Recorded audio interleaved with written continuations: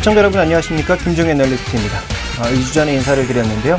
2주 만에 인사를 드리게 되네요. 전체적인 시장 상황이 크게 개선이 되면서 우려했던 9월 위기설에도 불구하고 2000선을 회복한 모습입니다. 자, 이 시장 내에서 다양한 종목군들이 올라가고 있는데요. 시장 내에서 우리가 지켜봐야 될 이슈, 그리고 어떤 종목군들이 시장의 핵심에 나서 있는지 또 하나 리포트를 진단해 보면서 자세한 시장 상황들 지금부터 챙겨보도록 하겠습니다.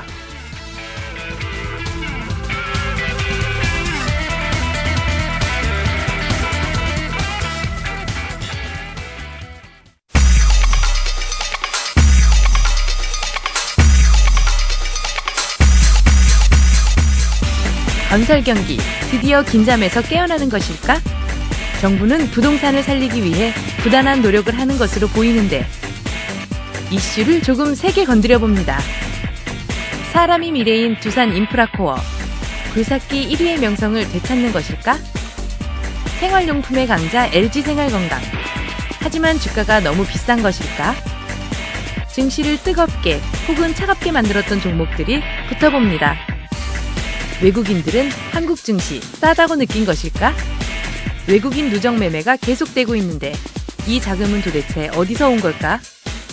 증권사 리포트 믿어야 할까 버려야 할까? 분석들을 열심히 뒤집어 봅니다. 증시 깨부수기 시작합니다.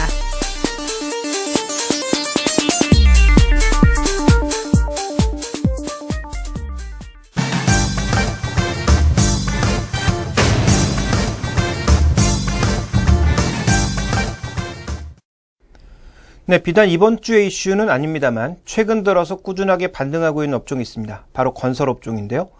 전체적으로 지금 당장 나아진 것은 없음에도 불구하고 반등을 시도하고 있습니다. 자, 이런 건설 업종의 반등이 과연 의미 있는 반등인 것인지, 또 정부의 정책으로 인해서 나타나는 기대감이 과연 올바른 것인지 지금부터 점검을 해보도록 하겠습니다. 정부 쪽에서는 지난 4월에 그리고 8월에 계속적인 대책을 내놓고 있는 상황인데요. 현재 침체에 빠져있는 부동산 시장의 정책부터 점검을 해보도록 하겠습니다. 자, 먼저 지난 4월에 내놨던 정부 정책의 핵심부터 하나하나 짚어보도록 하죠. 자, 먼저 준비된 그림을 보시면 정부 정책의 핵심에 대해서 짚어보도록 하겠습니다. 기존 정부에서 쭉 이어왔던 그런 정책들이 노무현 정부 때에는 공급 위주의 대책으로, 그리고 넘어가면서 이명박 정부 때는 약간 정책의 변동이 있었는데요. 박근혜 정부에서도 큰 변동은 없다라고 보여집니다. 전반적으로 주택의 수요를 살리기 위한 여러 가지 정책들이 나서주고 있는 상황이죠. 자, 먼저 보시면 주택시장을 정상화시키겠다라는 것이 핵심 내용입니다. 지금 여러 가지 우려, 특히 주택가격이 계속 빠지지 않을까? 또 PF와 관련된 부담감, 이런 것들 때문에 여전히 주택시장과 분양시장에 대해서는 우려가 많습니다. 그러다 보니까 공급 물량도 많지 않은 상황에서도 계속 적체 물량들이 쌓이고 있는 상황이죠. 그래서 시장을 정상화하기 위한 노력, 그래서 공급을 조금 줄이고 수요를 늘리기 위한 그런 대책들이 나왔고요. 8월 28일에는 이 수요를 추가적으로 좀 더 늘리기 위한, 즉 전세 가격이 급등하는 것에 대한 그런 대응책도 나와 있는 상황입니다. 자, 그리고 또 하나 이제 살펴봐야 될 것은 하우스 렌트 푸어. 우리가 다 아는 얘기죠. 하우스 푸어가 뭡니까? 집은 있지만 실제적으로 대출금을 빼면 아무것도 남는 게 없는 사람들, 2009년도 주택시장 고점에 산 사람들, 이런 사람들을 위한 대책이 필요한 거죠. 무엇보다 이제 금리가 올라갈 수 있는 상황, 만약에 경기가 정상화된다면 지금 우리 시장의 금리, 특히 이 기준금리 같은 경우도 2.5%에서 이제는 하향보다는 상향 가능성이 언급이 되고 있는 상황이기 때문에 이에 대한 관리도 굉장히 중요하다라는 거죠. 그래서 추가적인 부실이 나타나지 않도록 이쪽 관리도 하겠다라는 것이고요. 자, 마지막으로는 세 번째로 얘기가 되고 있는 것은 보편적인 주거복지입니다. 그래서 임대주택 같은 경우에는 실제로 수혜를 받을 수 있는 사람, 그래서 그동안은 공급을 늘리는 데 주로 힘을 썼다면 이제는 실제로 과연 어떤 사람들이 수혜를 받을 거냐, 이런 쪽의 얘기가 많이 나오고 있는 거고요.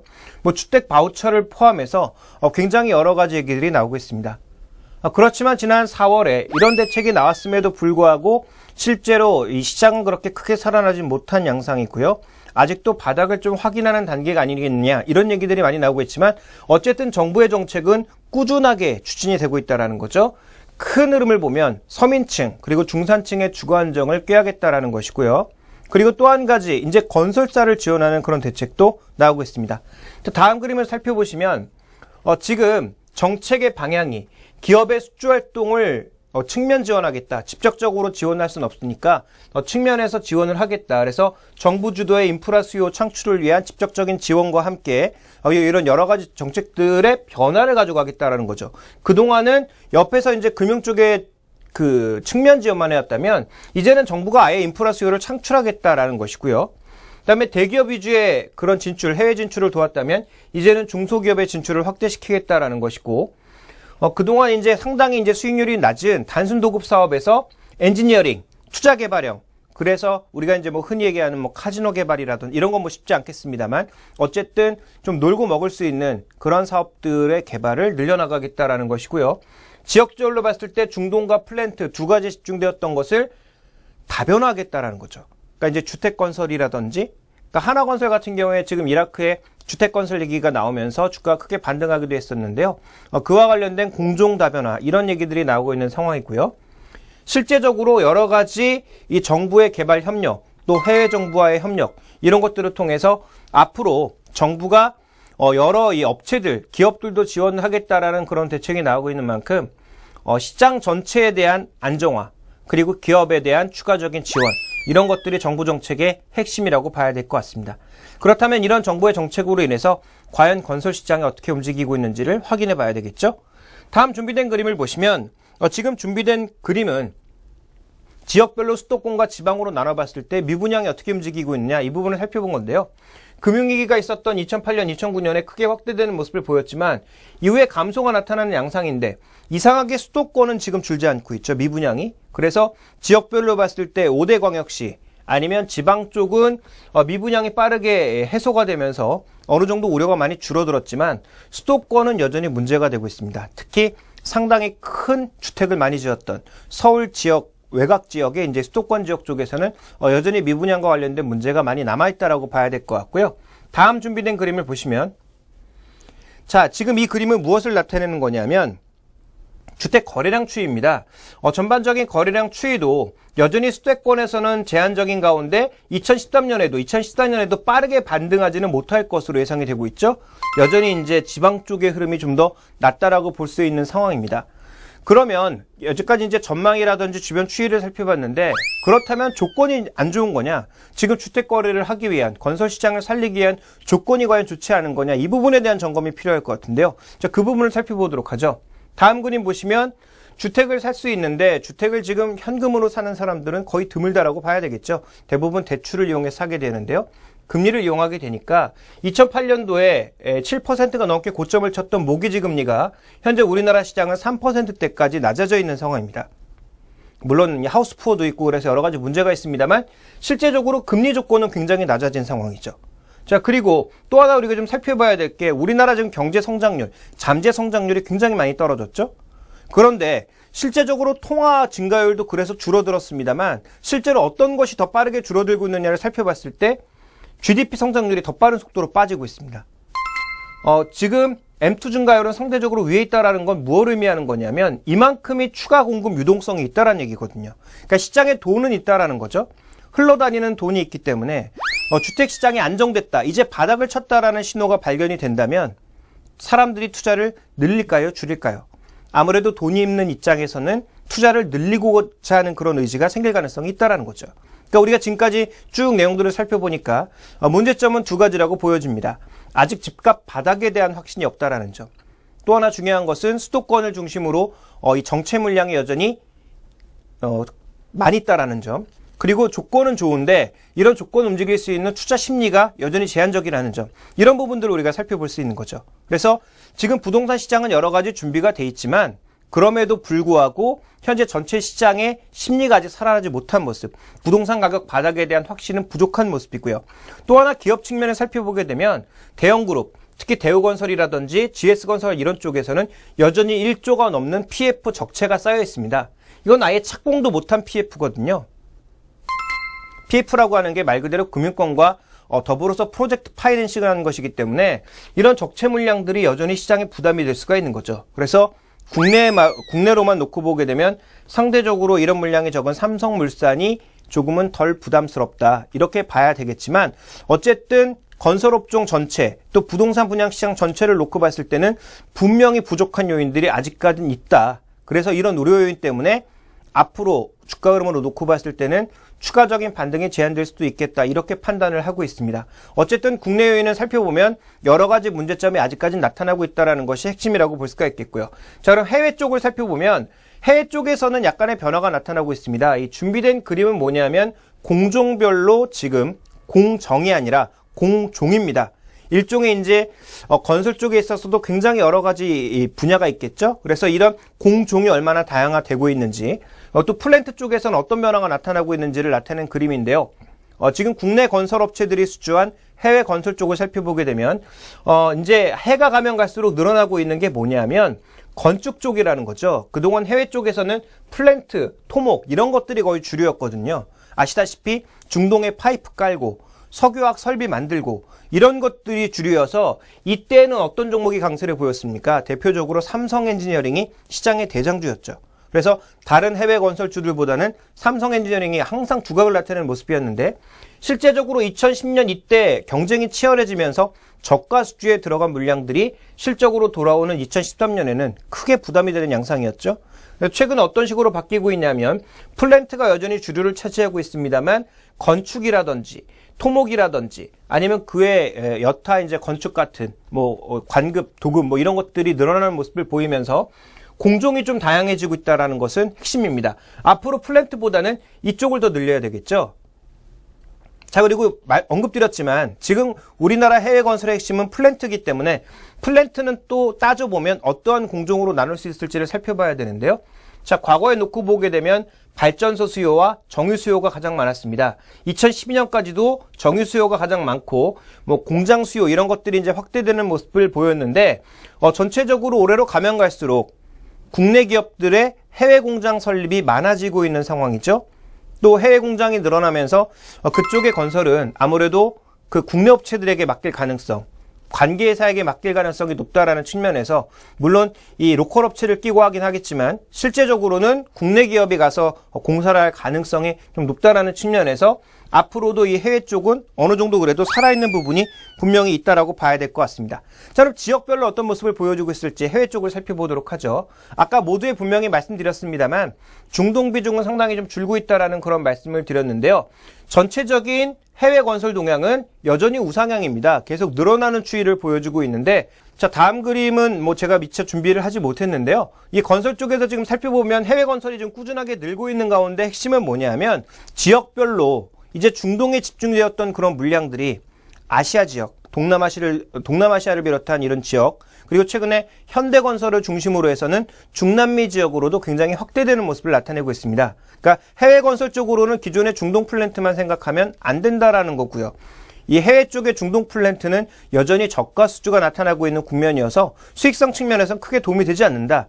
그렇다면 오히려 중남미 쪽에 최근에 현대건설을 중심으로 진출을 하고 있고 또 이제 떠오르는 프론티어 시장이라고 볼 수 있는 메나 지역, 그러니까 이제 북아프리카나 중동이 아니라 좀 더 그 이남 지역, 그래서 나이지리아라든지 상대적으로 이제 석유로 돈을 벌고 있는 아프리카의 주요 국가들에서 충분히 국내 기업들이 수주할 가능성이 언급이 되고 있습니다. 그래서 과거 제가 아프리카에 대해서 한번 말씀을 드릴 때 대우건설에 대해서 언급해 드린 적이 있는데요. 자, 그런 기업들, 그래서 지역별로 점점 다양화해 나가면서 이런 기업들의 진출이 점점 빨라지고 있는 상황입니다. 자, 그런 측면에서 놓고 본다면 건설업체에 대한 투자 전략은 어떻게 가져가는 것이 좋을까요? 한 두 가지 정도로 요약해 볼 수 있을 것 같은데요. 여전히 강력한 턴어라운드, 건설업종의 과거처럼 정말 강력한 퍼포먼스를 볼 수 있다. 이런 시각은 접어야 될 것 같습니다. 건설업종 중에서도 분명히 종목별 차별화, 실적 차별화가 나타날 가능성이 높기 때문에 종목을 굉장히 정제해 나가야 될 것 같은데요. 먼저 이 종목별 차별화에 있어서 가장 핵심이라고 볼 수 있는 종목은 이 지역이 다변화되고 있고 공종이 다변화되고 있고 또 엠코아의 시너지 효과로 인해서 현대차의 추가적인 공사 수주 물량을 받을 수 있는 현대건설이 가장 좋지 않을까.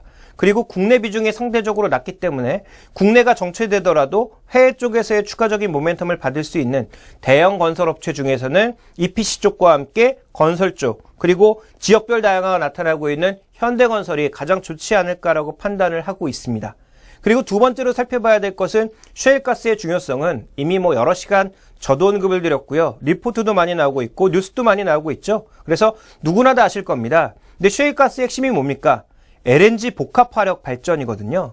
그래서 앞으로도 이런 수요가 늘어날 가능성이 충분히 제기가 되고 있고, 지금까지 미국이 생산해낸 물량을 미국 영내에서 소화했지만 이제는 생산량이 막 늘어나기 때문에 미국 영내에서 소화가 불가능하다라는 거죠. 그렇다면 결국 해외 수출이 시작될 가능성이 있는데요.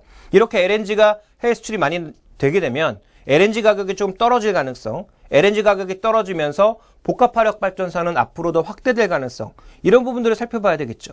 자, 그렇다면 플랜트 쪽에서, 발전 플랜트 쪽에서도 기존의 석탄화력 발전이라든지 아니면 석유화력 발전 같은 이런 쪽은 점점 줄어들 가능성이 높아지고 있고요. 오히려 석탄과 LNG를 복합화력 발전으로 꾀하는 그런 발전소가 늘어날 수 있기 때문에 이쪽의 핵심 기술을 지금 인수하려고 하고 있는 두산중공업이 장기적으로 봤을 때는 이 건설 쪽에서는 모멘텀이 될 가능성이 있겠다. 이렇게 봐야 될 것 같습니다. 그래서 전체적인 시장의 움직임은 여전히 미약해 보이지만 종목별로 봤을 땐 향후 길게 볼 때 차별화가 나타날 가능성이 높은 두 종목에 대해서 언급을 드렸습니다.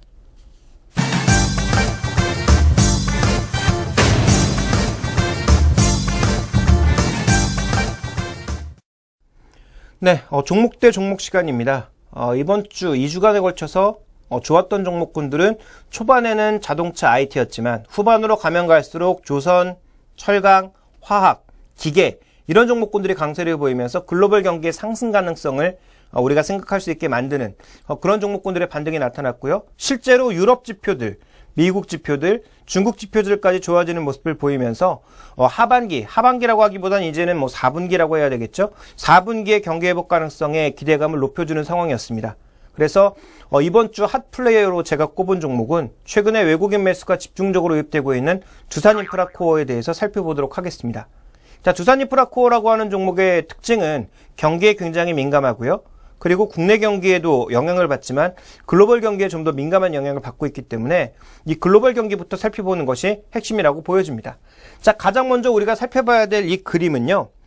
글로벌 시장에서의 굴삭기 판매량을 지금까지 추이를 나타낸 거고요. 향후 전망을 나타낸 것입니다. 보시면 전반적으로 증가할 것으로 예상이 되고 있고요. 우려됐던 2013년의 흐름은 2012년 대비해서 크게 변화가 없을 것으로 예상이 되고 있습니다. 물론 중국 요인으로 2011년 고점을 친 이후에 약간의 조정이 나타났습니다만 2014년에는 거의 최고치였던 2011년 비슷하게 회복할 것으로 예상이 되고 있고 2015년과 2016년에는 더 늘어날 것으로 예상이 되고 있죠. 왜냐하면 글로벌 경기를 살리기 위해서 결국은 총수요의 증가가 필요한데 지금 총수요의 증가를 이끌 수 있을 만한 전 세계적인 모멘텀이 없습니다. 그렇다면 국제 공조 아래 이런 전 세계적인 모멘텀을 끌어올릴 수 있는 것은 아무래도 이제 건설 쪽이 될 가능성, 토목, 건설, 인프라 건설 이런 쪽이 될 가능성이 있기 때문에 현재 빠르게 성장하고 있는 지금 중동 쪽이라든지 아니면 동남아시아 쪽 이런 쪽에서의 향후 수주 물량은 확대될 가능성, 또 중남미 쪽에서도 최근에 경기 탄력이 둔화되면서 충분히 이런 물량들은 늘어날 가능성이 제기가 되고 있는 상황이고요. 자, 그 다음 그림 살펴보게 되면 자, 미국에서의 건설 중장비 판매입니다.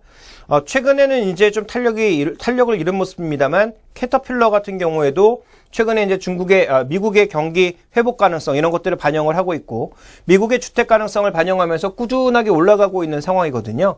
2013년에는 지금보다 더 많이 팔았을 것으로 예상이 되고 있죠.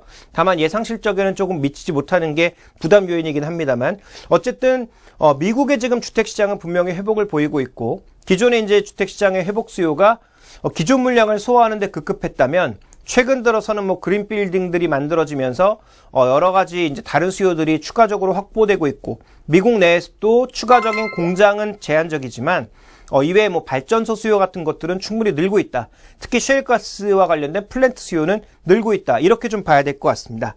자, 유럽도 살펴보도록 하겠는데요. 자, 유럽은 다음 그림에서 보시면 바닥을 쳤다라고 볼 수가 있습니다. 물론 이제 미국이라든지 다른 지역처럼 꾸준하게 늘진 않고 있지만 현재 구간에서는 그래도 안정적인 모습을 보여주면서 더 나빠질 건 없다라는 거죠. 이게 지금 대수 기준입니다. 금액 기준이 아니라 대수 기준이기 때문에 어쨌든 물량 기준으로는 바닥을 치고 바닥을 다지고 있는 형국. 이게 이제 빠르게 올라가기 위해서는 이쪽도 무언가 새로운 모멘텀이 필요하겠죠. 자, 그 모멘텀을 어느 쪽에서 찾을 수 있을지는 유럽 정부, 금융동맹 이후에 재정동맹으로 나가면서 과연 어떤 모습을 보일 것인지 좀 더 확인이 필요할 것 같고요. 자, 그 다음 우리가 좀 살펴볼 그림은요. 이 중국의 이제 투자라고 볼 수가 있겠는데 최근에 고속철도 투자 금액이 점점 늘어나면서 증가율 기준으로 빠르게 증가하고 있는 양상입니다. 그래서 이 고속철도 투자가 지금 한번 설명을 드린 적이 있습니다만 다른 시간을 통해서 이게 만약에 중국 지도라면 지금은 이쪽 동북부 베이징과 상하이 라인, 충칭 뭐 이런 쪽을 잇는 라인만 지금 발달이 되어 있는데요. 이 라인을 점점 서부 쪽으로 이동을 하면서 4종 4횡이라고 하는 그런 전략을 쓰고 있는 상황입니다. 그러다 보니까 이런 투자가 늘어나면서 전체적으로 건설 경기를 살리려고 하는 움직임, 그리고 중국도 하강하는 경기를 건설, 투자 경기로 조절하려는 움직임이 계속 나타나고 있다는 점, 이런 부분들에 대해서는 제가 지속적으로 언급드리고 있습니다. 그러니까 글로벌 상황만 놓고 보게 되면 두산인프라코어 입장에서 그렇게 나쁘지 않다라는 것을 살펴보실 필요가 있을 것 같고요. 자, 중국을 좀 더 자세히 보도록 하겠습니다. 다음으로 살펴보시면 중국의 굴삭기 판매량은 여전히 제한적이지만 예상했던 하락분보다는 제한적으로 나타나면서 2012년 대비해서는 약간 개선되는 모습을 보여주고 있습니다. 자, 이 구간 안에서 이제 어떻게 움직이고 있는지를 좀 더 다시 살펴보도록 하겠는데요. 다음 그림 살펴보시면 굴삭기 판매량의 전체 추이는 2011년보다는 많이 줄었고 한창 올라가던 시기였던 2010년 이런 때보다 줄어들고 있죠. 근데 이때 이 물량을 다 누가 이끌었습니까? 중국의 지방정부들이 이끌었습니다. 그런데 지금은 어떤 국면이죠? 중국이 이제 개혁을 시도하고 있고 5세대 정부가 자신들의 힘을 발휘하기 위해서 일종의 정치적인 숙청을 하고 있죠. 그런 과정에서 지방정부 물량들은 크게 줄어들어서 과거만큼 빠른 속도로 늘어나진 않을 것으로 예상이 되고 있습니다만 어쨌든 중요한 것은 아까 봤던 철도 투자 같은 것들이 증가하기 시작한다면 최소한 바닥은 치고 돌아서고 있다. 이렇게 해석해 볼 수 있는 국면이죠. 그래서 중국의 전체적인 굴삭기 판매는 앞으로도 늘어날 가능성은 충분히 있다. 다만 주의해야 될 것은 뭐냐면 다음 그림에서 우리가 좀 확인해 볼 수가 있는데요. 점유율 측면에서 과거 20%에 육박했던 두산인프라코어 물량이 지금은 8%대로 줄어들었다라는 거죠. 그러니까 이 구간에서 누가 늘어났느냐? 샨이라고 하는 중국 업체의 비중이 꽤 많이 늘어났고요. 10% 이상으로 늘어났고 원래 2006년에는 1%밖에 되지 않았는데 현재 지금 11%로 늘어났고요. 그 외에 중국 로컬 업체들이 굉장히 많이 차지하고 있고 뭐 캐터필라라든지 아니면 히타치, 코마츠와 같은 일본 업체들이 최근에 점유율을 좀 늘려가는 측면이기 때문에 과거처럼 두산인프라코어가 중국에다가 굴삭기를 아주 많이 팔 것이다. 이렇게 예상하기는 조금 어렵습니다. 그렇지만 핵심은 뭐냐면 어쨌든 중국 시장에서 바닥은 찍었다라는 거죠. 그래서 글로벌 경기의 전반적인 움직임, 중국 쪽에서의 굴삭기 움직임 나쁘지 않다라고 볼 수가 있겠고요. 자, 그 다음 그림에서 우리가 좀 살펴봐야 될 것은 뭐냐면 최근 이제 두산인프라코어의 전체적인 매출 비중에서 건설기계가 더 높은 비중을 차지하고 있습니다만 공작기계도 꽤 많은 비중을 차지하고 있거든요. 근데 공작기계도 지금 파란색은 내수고요. 회색은 수출이라고 볼 수가 있겠는데 수출은 최근 들어서는 좀 회복세라고 볼 수가 있습니다.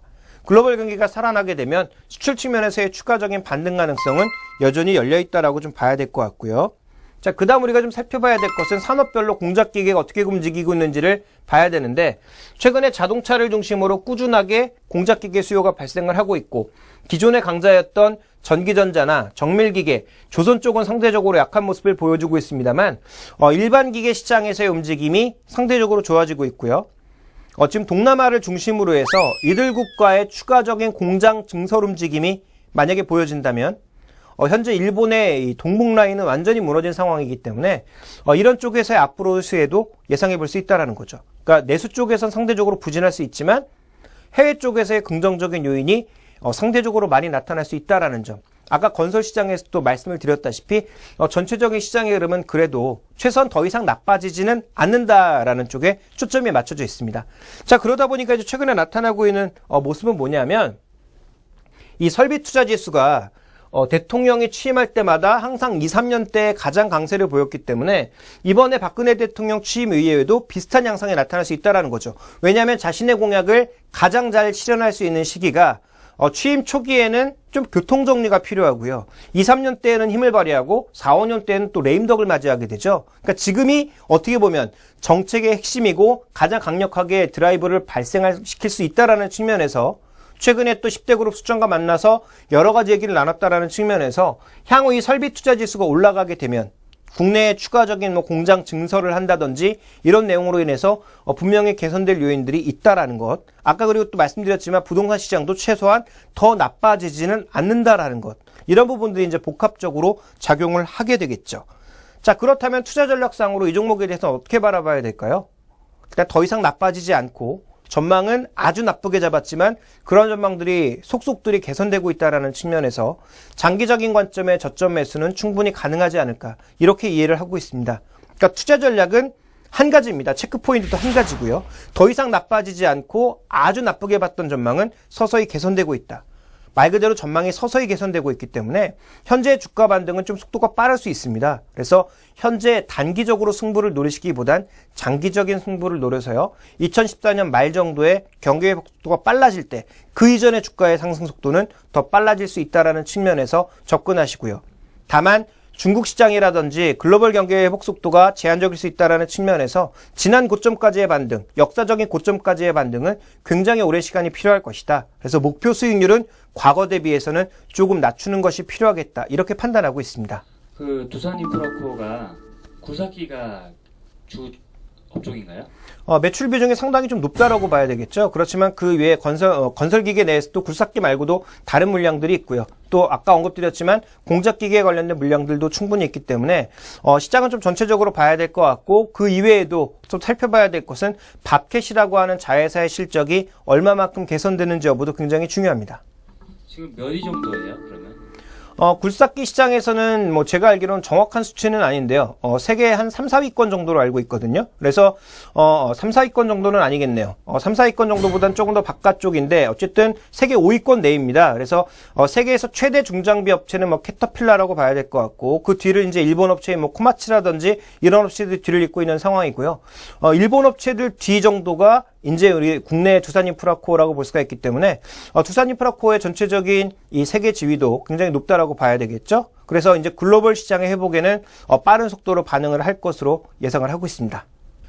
네, 오늘의 콜드 플레이어는 LG생활건강입니다. 불과 올해 초만 하더라도 LG생활건강의 주가는 굉장히 강했는데요. 최근 들어서는 52주 신저가에 빠질 만큼 상대적으로 약세에 빠져 있습니다. 자, 이 종목의 성장 스토리는 그동안 어디 있었냐면 M&A에 있었죠. 자, 이 종목의 퍼포먼스를 설명할 수 있는 차트인데요. 매출액과 영업이익의 증가폭과 주가의 상승이 거의 일치했습니다. 자, 준비된 그림을 보시면 매출액과 주가고요. 영업이익과 주가입니다. 보시는 대로 분기마다 매출액 계속 성장하는 모습이죠. 이익도 계속 성장하는 모습이었습니다. 자, 그런데 이런 성장이 본업의 성장이 아니라 본업에서 추가적인 플러스 알파를 계속 가져왔다라는 거죠. 대표적으로 화장품 쪽에서는 페이스샵, 그리고 음료 부분에서는 그동안 굉장히 매출이 작은 상황이었지만 코카콜라 보틀링을 인수를 했죠. 그리고 또 하나 해태음료 같은 것들을 인수를 하면서 음료 사업 부분도 굉장히 커졌고요.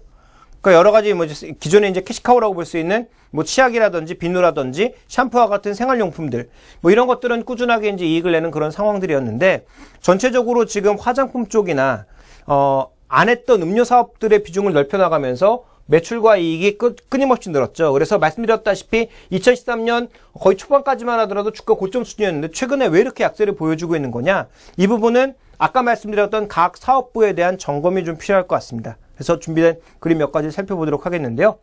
자, 가장 첫 번째 봐야 될 것은 화장품 쪽입니다. 자, 이 화장품 쪽을 지금 살펴보시면 상대적으로 지금 프리미엄 제품들의 판매량은 줄어들고 있고요. 오히려 중저가 제품들의 판매량은 유지가 되고 있는 상황입니다. 특히 중국 시장에 성장하면서 중국 시장 내에서는 한국 브랜드가 그래도 고급 브랜드로 취급을 받고 있죠. 그래서 중국에서 우리나라로 찾아온 사람들의 상당수가 화장품을 굉장히 많이 사가고 있는 상황이고요. 그러면서 이제 중국 화장품 시장의 성장에 기대서 한국 화장품도 성장하지 않겠느냐라는 기대감이 반영되어 있었고요. LG생활건강이 또 적절하게 페이스샵을 인수함으로써 매출 비중을 확 키웠는데 그래서 아모레퍼시픽이라고 하는 경쟁업체와 비교를 해보시면 지금 상대적으로 고급품 비중이 절대적으로 차이가 납니다. 그래서 LG생활건강은 지금 고가품, 중급품, 그다음에 우리가 흔히 얘기하는 저가 화장품 이렇게 구성이 되어 있지만 실제적으로 아모레퍼시픽은 아주 고가 라인 그리고 상대적으로 중가 라인 이 정도밖에 없고요. 더 낮은 라인이 별로 없는 상황이거든요. 그래서 이 두 종목의 차이가 존재하고 있는데 실제적으로 시장은 그래서 아모레퍼시픽보다는 LG생활건강에 무게를 뒀었지만 최근 들어서는 두 종목 모두 상대적으로 부진한 모습에 빠져 있다. 이렇게 봐야 될 것 같습니다. 문제는 화장품 시장이 정체되어 있다는 거죠. 그래서 지금 두 가지 모두 상대적으로 프레스티지보다는 중저가 제품이 낮지만 중저가 제품의 성장률도 최근 들어서는 둔화되고 있더라. 이 부분이 이제 부담 요인으로 다가오고 있는 것이고요. 향후 이제 중국 시장도 성장을 하겠지만 실제로 이제 중국 쪽에서 잡히는 매출 비중이 제한적이기 때문에 나타나고 있는 현상이다. 이렇게 봐야 될 것 같습니다. 자, 그 다음 살펴봐야 될 것은 음료 사업 부분인데요. 자, 경쟁사라고 볼 수 있는 롯데와 비교해 봤을 때 매출 비중은 여전히 큰 차이를 보여주고 있습니다. 그런데 이익률은 지금 LG생활건강이 훨씬 나은 상황이거든요. 그러니까 국내에서 지금 음료 시장하면 롯데 칠성이 거의 장악하고 있고, 두 개를 인수한 이 LG생활건강이 이제 2위권을 형성하고 있다고 봐야 될 것 같은데, 이익률 측면에서는 이쪽이 낫다라는 거죠. 양적인 측면에서는 롯데가 낫지만 질적인 측면에서는 이쪽이 낫다라고 볼 수가 있겠는데, 문제는 뭐냐면 그동안 실적이 원래 예상했던 것들을 조금 하회하기 시작하면서 시장의 성장 동력을 잃었다라는 거죠. 다만 일시적인 날씨 요인이 많이 반영했다라는 점에서 올여름 굉장히 더웠고, 또 3분기에도 뭐 여러 가지 변동성이 있겠지만 추가적으로 작년 1, 2분기 그리고 3, 4분기에 보였던 그러한 변동성은 좀 제거될 것이기 때문에 음료 사업부의 전반적인 실적 회복에 따른 긍정적인 요인은 이제부터 나타날 것이다. 특히 3분기 실적이 발표되는 10월 달에는 조금 나타날 수 있다. 이렇게 판단을 하고 있습니다. LG생활건강 음료수 뭐가 있어요? 조금 전에 말씀드렸지 않습니까? 코카콜라 보틀링이라고 하는 해외 법인을 아예 이제 국내에서 인수를 한 거죠. 그래서 코카콜라가 각 회사마다 이제 보틀링이라고 하는 회사 형태로 따로 두고 있는데 그 법인을 LG생활건강에서 인수를 했고요.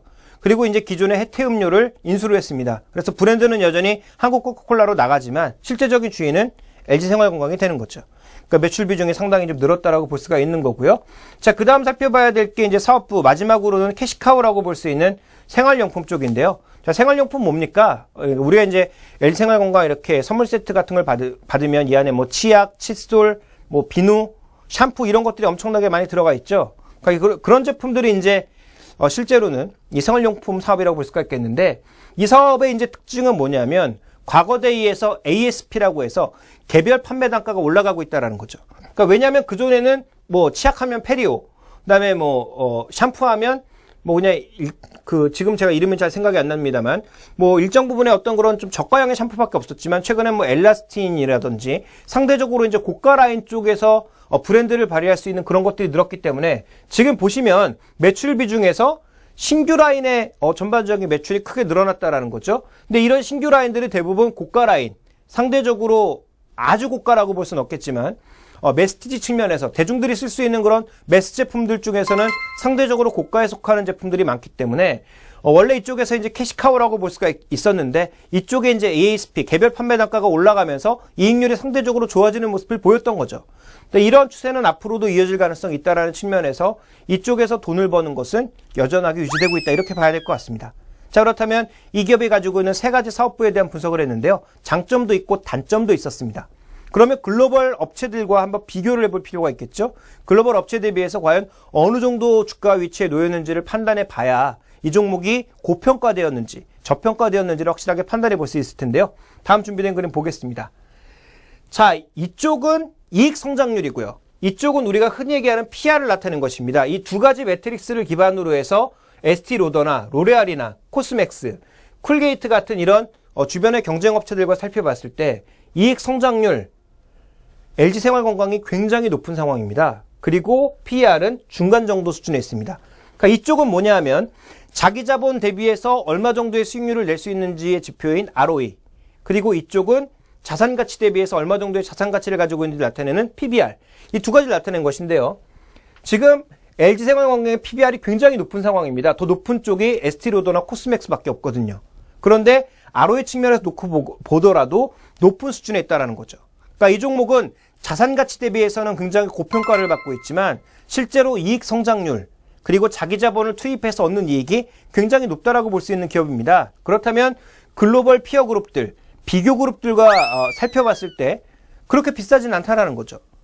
그리고 단기적으로 보면 아까 사업 부분별로 말씀드렸습니다만 음료 사업부에서의 실적 회복 가능성이 있다라는 점이죠. 그렇다면 투자 전략상으로 봤을 때 단기적으로 봤을 때는 그동안 악화됐던 요인들이 조금 해소되면서 주가의 단기 반등 가능성은 열려있다. 이렇게 봐야 될 것 같습니다. 근데 문제는 장기적으로 과연 이 종목이 계속 시장에 이제 주목을 받을 만한 그런 종목이 될 것이냐, 그 부분인데요. M&A로 지금까지 성장해 왔기 때문에 추가적인 강력한 M&A를 통해서 향후 매출액이나 이익을 더 늘려놓지 않는다면 제가 보기에는 주가는 박스권에 빠지거나 상승 구도로 가더라도 상승 탄력이 제한적일 가능성이 높지 않나 이렇게 판단하고 있습니다. 그러니까 단기적으로는 52주 신저가에 빠져나올 요인들이 3분기에 충분히 존재하고 있기 때문에 10월 실적 발표 구간까지는 저가 매수 관점에서 보되 3분기 실적 발표가 시장 예상치에 미치지 못하거나 여전히 밸류에이션에 부담을 받는다면 중기적으로는 이 종목보다는 경기 민감주라든지 시장의 주도주로 나서는 그런 종목군들에 관심을 가지시는 게 좋을 것 같고요. 또 하나의 핵심은 뭐냐면 화장품 사업이 지금 정부에서도 밀어주겠다라고 하고 있죠. 세계적인 브랜드를 몇 개 키우겠다라고 하고 있는데 그런 측면에서 보면 이 종목이 해외 시장에서 과연 얼마만큼의 위치를 차지하는지 또 해외에서 바라봤을 때 LG생활건강의 화장품을 어떠한 제품으로 보는지 이런 것에 따라서 향후 에스티로더가 차지하고 있는 이 정도의 비중까지 가는지 안 가는지 여부가 결정이 난다라는 거죠. 그래서 이 종목에 대해서는 단기 매수, 중장기적인 관점에서는 실적 추이와 시장의 주도주 역할을 할 수 있는지 여부를 좀 더 점검을 해봐야 될 것 같습니다. LG생활건강하고 비슷한 업종이 어떤 게 있을까요? 종목이?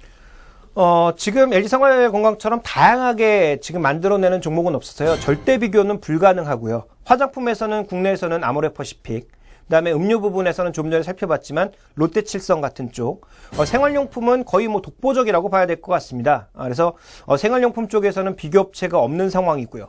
또 글로벌 쪽에서는 뭐 로레알이나 아니면 에스티로더 같은 기업들이 세계적인 화장품 업체이기 때문에 뭐 이런 업체들과 좀 비교가 가능하지 않을까라고 보고 있고, 생활용품 측면에서 보면 P&G가 있죠. 한국 P&G라고 해서 우리나라 회사는 아닙니다만 어쨌든 이런 업체들이 경쟁업체라고 볼 수가 있겠는데 수익성은 굉장히 뛰어납니다. 성장성도 분명히 있는 상황이고요. 문제는 이런 성장성의 정체가 찾아왔기 때문에 이것을 앞으로 어떻게 해결해 나갈 것인지가 향후 주가의 동향을 판단하는 데 있어서 핵심이 될 것 같습니다.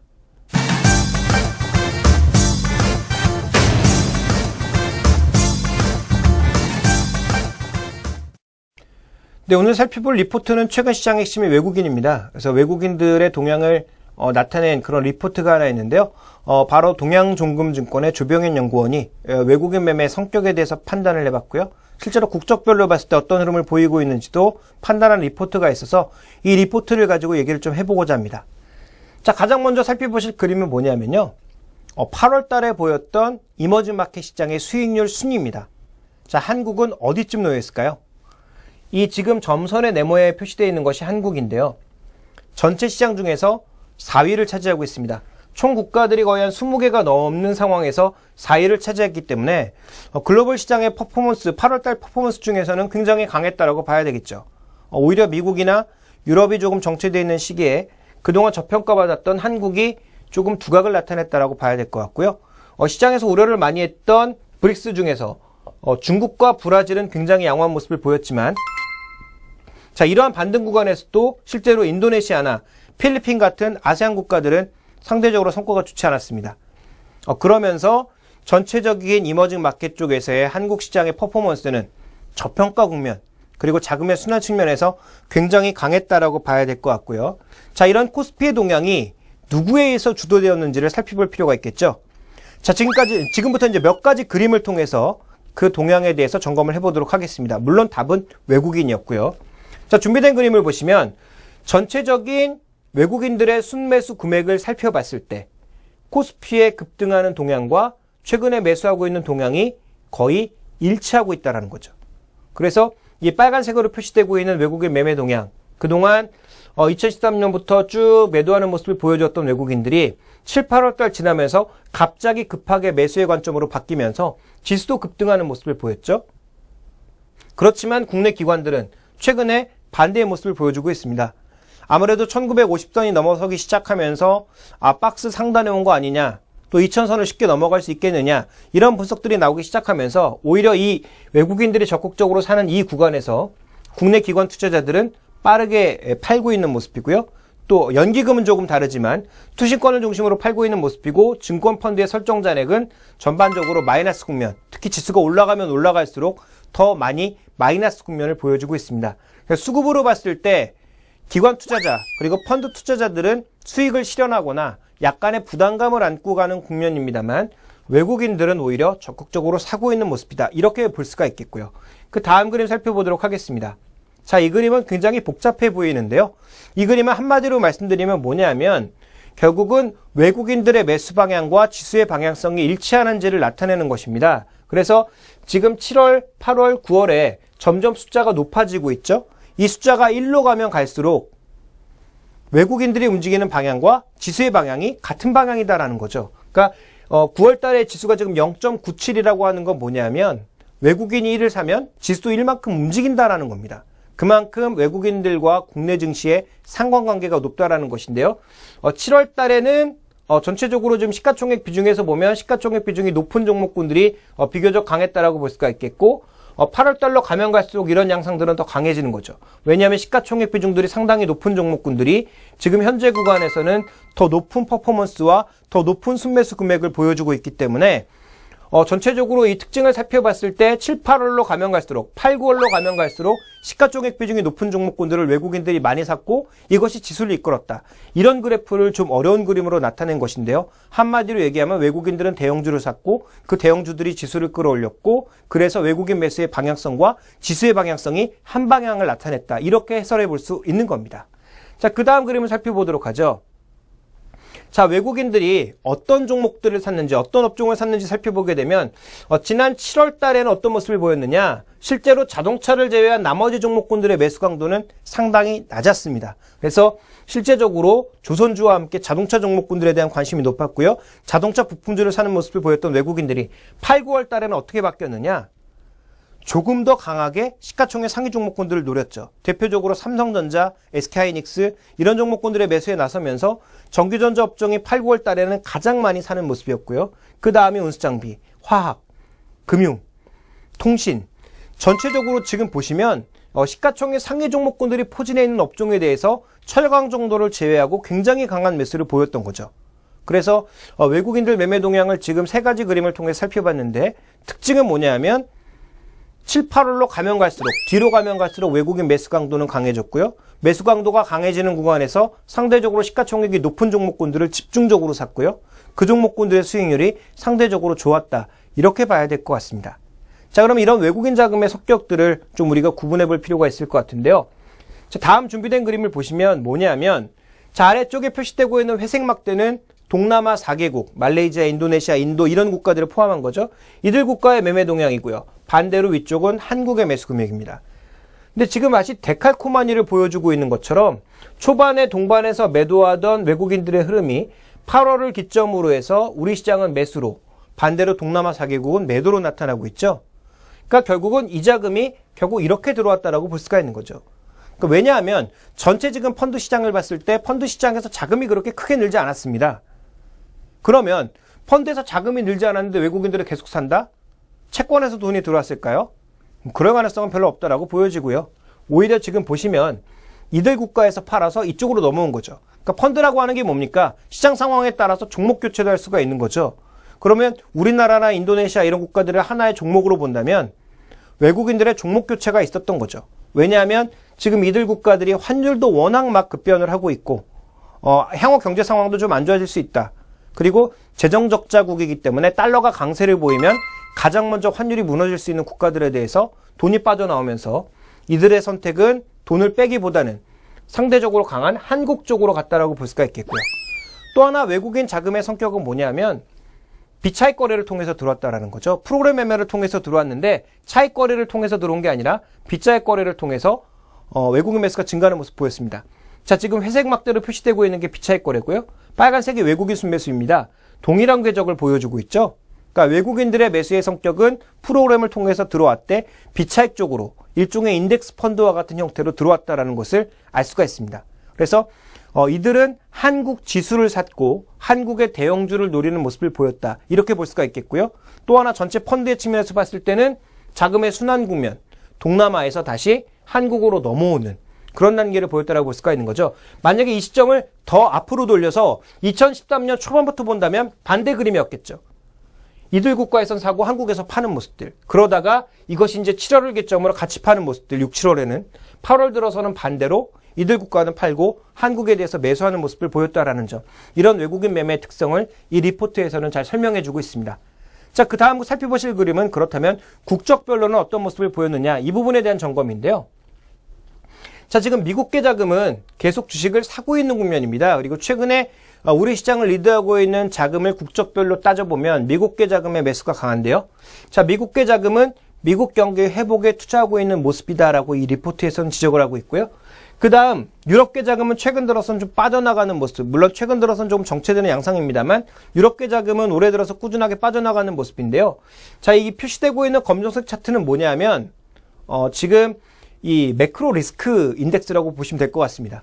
그러니까 경제 지표의 리스크가 다시 높아지고 있는 국면, 정책적인 변화 때문에 높아지고 있는 국면이기 때문에 유럽계 자금은 아무래도 리스크를 보고 좀 돈을 빼고 있지만 미국계 자금은 여전히 경기 회복을 보고 우리 시장을 긍정적으로 보고 있다.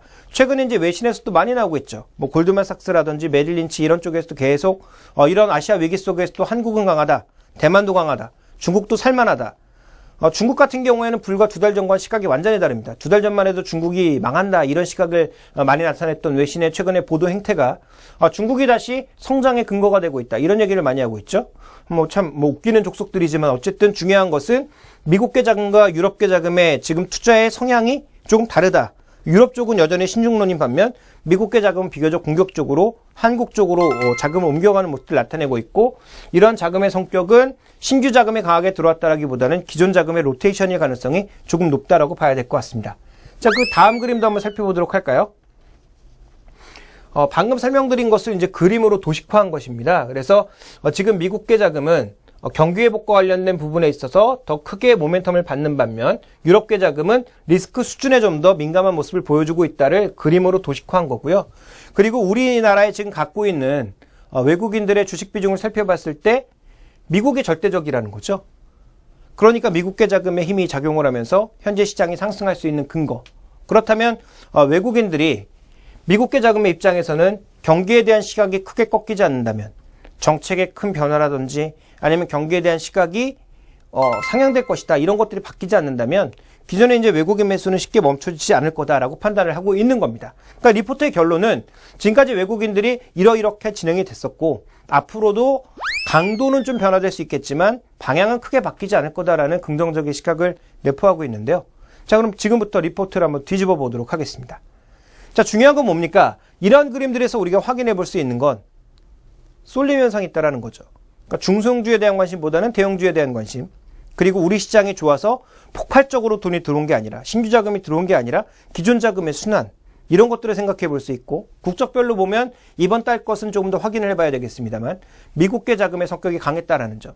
그러니까 최근에 유럽계 자금도 들어왔을 겁니다. 왜냐하면 공매도 쳐놨던 사람들이 대부분 유럽계 자금이었기 때문에 시장이 급등하면서 공매도했던 물량들을 빠르게 환매하는 과정이 나타날 수 있었던 거죠. 이 환매 과정 속에서 유럽계 자금도 아마 대부분 매수로 돌지 않았을까.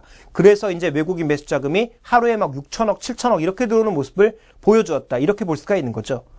그렇다면 지금부터 이제 향후름이 어떻게 바뀌느냐가 굉장히 중요하다고 볼 수가 있겠는데 두 가지의 체크 포인트를 말씀드리겠습니다. 첫 번째로는 미국의 정책이죠. 테이퍼링 지금 시장의 예상은 강하게 하지 않을 거다. 9월 달에 하더라도 한 100억 불 정도? 그 정도 줄이는 거 시장 다 예상하고 있어. 별 걱정 아니야. 이렇게 생각을 하고 있는데요. 만약에 이 자금이 뭐 200억 불, 300억 불을 한 번에 줄이는 모습을 보여준다든지 아니면 이번 달엔 100억 불 줄이지만 다음 달에 바로 경제 지표를 보고 추가적으로 더 줄일 수 있다라는 시각이 나오게 되면 시장의 분위기가 미묘하게 바뀔 수 있는 거죠. 그러니까 그동안 강력하게 드라이브를 걸었던 이 상황은 테이퍼링이 강하지 않을 것이기 때문에 주식에서 돈을 빼기보다는 상대적으로 달러 강세 속에서 좀 더 나아 보이는 그런 국가를 선택한 거죠. 그런데 만약에 테이퍼링이 생각보다 강하게 나오고 달러의 강세가 아주 강하게 튀어버린다면 아시아 이머징은 다 필요가 없는 겁니다. 그러니까 인도네시아도 팔고 한국도 파는 그런 양상이 나타날 수 있는 거죠. 그래서 향후 가장 중요한 핵심은 테이퍼링 정책이 어떤 강도로 갈 것이고 향후 방향성을 어떻게 나타낼 건가. 그러니까 예를 들어서 9월에 한 100억 불 줄이고 향후 추이 봐서 연내는 안 줄일 수도 있다. 이런 분위기 나오면 뭐 추가적으로 강세를 보이겠죠. 다만 강세의 폭은 또 많이 녹아있기 때문에 제한적이겠지만 그래서 지금부터는 지수의 방향성은 좀 더 제한적일 가능성이 있다는 점을 염두에 두셔야 될 것 같고 최대 변수는 테이퍼링의 강도 또 FOMC 의장의 임명. 그러니까 지금 미국 경제학자 거의 500명에 가까운 사람들이 옐런을 지지하는 모습을 보여주고 있지만 오바마가 과연 기존의 성격을 바꿔서 기존의 친한 서머스를 포기하고 옐런을 선택할지 여부. 옐런이라고 하는 사람은 다 좋은데 정무적인 판단이 굉장히 뒤처지는 사람이죠. 그래서 그런 부분들에 대한 약점을 어떻게 오바마가 지적할 것인지도 살펴봐야 될 것 같고요. 자, 또 하나의 상황은 뭐냐면 지금 자금의 성격이 유럽계 자금은 기존에 매도했던 대체 잔고로 환매하는 과정이었는데 지금 미국인들은 주식을 사는 국면 그리고 지수를 끌어올린 국면이거든요. 그러니까 미국계 자금의 쏠림이 나타났기 때문에 이런 미국계 자금의 성격도 보시다시피 경기에 대한 판단으로 인해서 산 겁니다.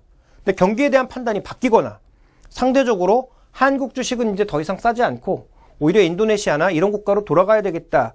로테이션을 또 빨리 또 해야 되겠다. 이런 시각이 나타난다면 우리 시장에서 언제든지 매도할 수가 있는 거죠. 그러니까 지금은 중요한 건 신규 자금이 많이 들어와야 됩니다. 신규 자금이 여전히 제한적으로 들어오지 않는 가운데 이런 분위기 연출되면 국내 시장의 변동성은 또 나타날 수가 있는 거죠. 그래서 또 하나의 체크 포인트는 뭐냐면 연준의 테이퍼링 정책 이후에 과연 이머징 마켓 펀드로 돈이 많이 들어오느냐. 돈이 많이 들어오면 크게 상관이 없습니다. 한국 증시를 최소한 팔진 않을 거거든요. 그런데 만약에 돈이 들어오지 않는다면 언제든지 또 팔고 나갈 수가 있는 거니까 자금이 들어오는지 여부, 테이퍼링 정책의 여부, 이 두 가지를 좀 살펴봐야 될 것 같습니다. 자, 그리고 그렇다면 이제 전략적으로 어떻게 점검을 해야 될지 살펴봐야 될 텐데요. 여러 번 언급드렸습니다. 결론 한 가지입니다. 외국인들의 방향을 바꾸느냐가 중요한 거죠. 외국인들이 국내 시장에서 방향을 바꾼다면 우리 시장 여전히 좋으니까, 여전히 저평가됐으니까 다 필요 없습니다. 향후 실적 전망 좋으니까도 다 필요 없습니다. 지금 시장은 어쨌든 수급 논리로 움직이고 있고 이 수급 논리에 있어서의 핵심은 환율입니다. 그리고 또 정책입니다. 이 두 가지가 바뀐다면 달러 강세로 가고 테이퍼링 정책이 바뀐다면 그때는 외국인들의 시각도 바뀔 가능성이 높기 때문에 물론 외국인들의 매매 방향을 먼저 확인해 봐야 되겠습니다만 외국인들이 바뀔 때는 밸류에이션, 리포트 다 필요 없다라는 거죠. 그때는 외국인과 같이 아래쪽으로 함께 가자라는 겁니다. 물론 뭐 공격적으로 선물을 매도한다든지 그다음에 코덱스 레버리지가 아니라 인버스 같은 것들을 사서 하락 쪽에 투자하라는 말씀이 아니라 외국인들이 주식 비중을 줄일 때는 같이 줄이는 그런 이 같이 행동 경제학적인 측면에서 같이 움직이는 것이 필요하겠다라는 관점으로 오늘 방송을 좀 마무리해 보도록 하겠습니다.